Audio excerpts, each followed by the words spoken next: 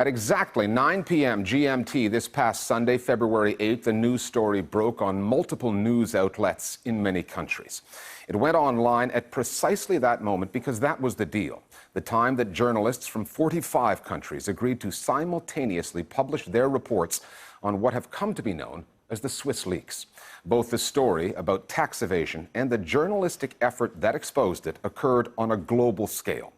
This process got its start 6 years ago, in January of 2009, when an employee turned whistleblower at the British bank HSBC handed over a trove of financial data to the authorities in France. That data reportedly showed that HSBC, the world's second biggest bank, helped thousands of its clients hide money in secret accounts held by its private bank in Switzerland. Then the French newspaper Le Monde got its hands on the data, along with a second leak. Le Monde's editors brought in the ICIJ, the International Consortium of Investigative Journalists. Now, typically, news organizations don't like to share their scoops, but Le Monde needed help. It wanted the consortium to assemble a global reporting team. Given the scale of the story, the number of countries affected, and the political implications, the logic was that the more reporters covering it with their varied vantage points, the better. This is a story about money. It involves news organizations, most of which are shrinking, teaming up to take on a behemoth in the world of banking.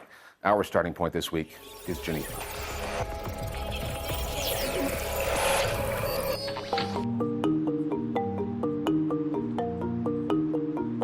We've seen journalistic collaborations before. In 2010, it was WikiLeaks, working with The Guardian in the UK, The New York Times, and Der Spiegel.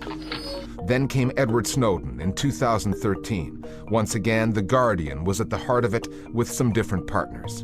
However, the scale of this collaboration over the HSBC story, the number of news outlets and journalists involved, is unprecedented.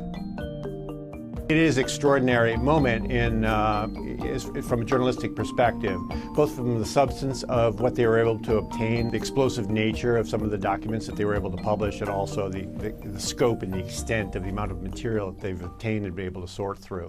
The document dump, even pertaining to India, had thousands of pages, so it is phenomenal amount of information that we have got. We built a virtual newsroom of all of these reporters around the world, and we also built encrypted systems to allow them to look at all of the documents from their laptops or from home or from their offices. So we're all basically working together. This is a complicated story that took years to fully break. In 2007, an IT specialist at HSBC's Swiss bank in Geneva, Hervé Falciani, hacked into customer files and fled the country with Swiss authorities giving chase.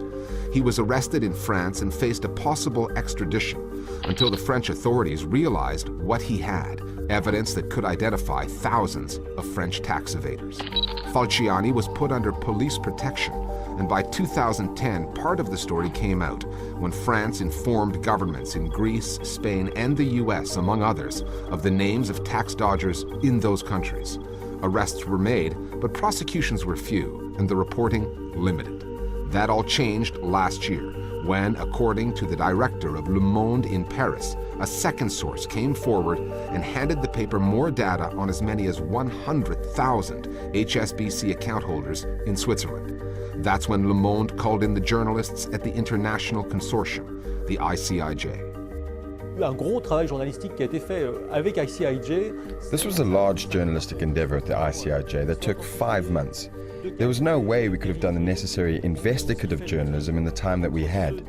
We needed to provide readers with the right information, which required verifying the data and sorting the clients into those who held accounts legally, those who had violated the law but who had rectified the situation, and those who were the focus of legal proceedings. Initially, we were actually told by the bank that we had no right to this material, and they actually asked us to destroy the material, which of course we didn't. But once we presented the bank with the results of the reporting, they became a bit more conciliatory, and they issued a huge, very, very, very long 4-page statement saying that all these problems had been in the past. In terms of reaction, what has surprised me most is it's not just Britain and the US where this is resonating. It's resonated very, very strongly in Asia, particularly in India, where this whole issue of so-called black money has become a very, very, very big issue. 40-odd countries were involved, journalists from 40-odd countries, including Le Monde, of course, and The Guardian, BBC in London. There was continuous exchange of mails about what this dump pertains to in each of these geographies, figuring out how to translate such, because most of it was in French. Thousands of documents which were exchanged through a very secured network to ensure that such information is not leaked outside. This is really part of the brave new world of journalism. Back in the day when I was getting started in the 80s and 90s, news organizations were very competitive and fiercely independent. They wanted first the credit for the stories for themselves. Here there's sort of a conceptual leap where ICIJ has sort of pioneered this idea to basically create an infrastructure of international news organizations around the world, and that sort of expands their capacity to do great work. Another way to look at collaborations is not as an expansion of journalistic capacity, but the re-establishment of capacity that's been lost. News organizations are shrinking. They have fewer reporters and resources to devote to investigations. One of the ironies in the Swiss leaks story is that the same digital technology that has demolished the economic model of mainstream news outlets still struggling to monetize their new platforms has allowed them to build virtual newsrooms they share with other outlets, pitting their diminishing resources together to do the kind of work they used to do alone. And strength in numbers is paramount when investigating financial institutions, the likes and scale of which the world has never seen before. One stat I use that was eye-opening to me when I saw it was that back in the mid-90s, Morgan Stanley, the investment bank, was essentially the same size in terms of market capitalization as Dow Jones, the publisher of the Wall Street Journal. You fast forward to today, and you take organizations, say for instance, Goldman Sachs is now 50 times bigger than the New York Times Company. So there's been this dramatic shift and power imbalance between media companies and these institutions. And it does have actually an impact on just the power relationship between these two sectors. And those two sectors can intersect at the highest levels. One of Le Monde's owners, Mathieu Pigasse, heads the Lazard Investment Bank in Paris. He criticized the newspaper for what he called a form of fiscal McCarthyism and informing. Another co-owner, Pierre Berger, who made his money in fashion through Yves Saint Laurent, also accused the paper of informing on the bank's clients.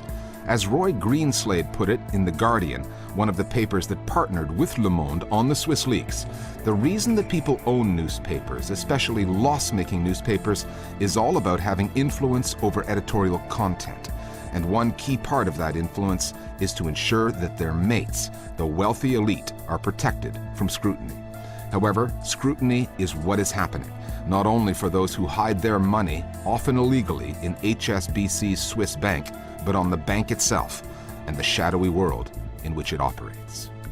The whole product that has been sold by the offshore world is secrecy. That's what it sells.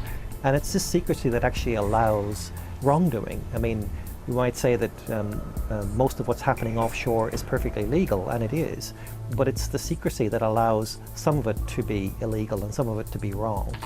It's very difficult for journalists to take on this world. I mean, we've taken on this world by creating our own world, basically, a world of reporters that all share information in a way that media organizations have never done before. On the download this week, our viewers weigh in on the coverage of the Swiss leaks. There's a great deal to admire about the collaboration that's been seen in the HSBC case, and I think that perhaps points as a potential way forward for the industry to look at. If resources are becoming ever more scarce, perhaps collaboration between publications and organisations in different parts of the world is a way forward. Difficulties will be in trying to change journalistic attitudes in terms of sharing information, and also for the owners of the media companies to make sure that they're willing to share some of the glory with their rivals.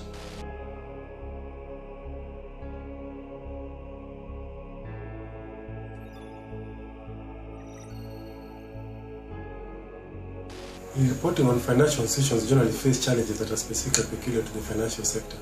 The sector is characterized by a high level of secrecy and opacity. In many cases, the ownership structures of companies are highly complex and difficult to understand. Information on financial operations of companies are difficult to access, And in many cases, journalists have to rely on leaks such as the LuxLeaks and the SwissLeaks.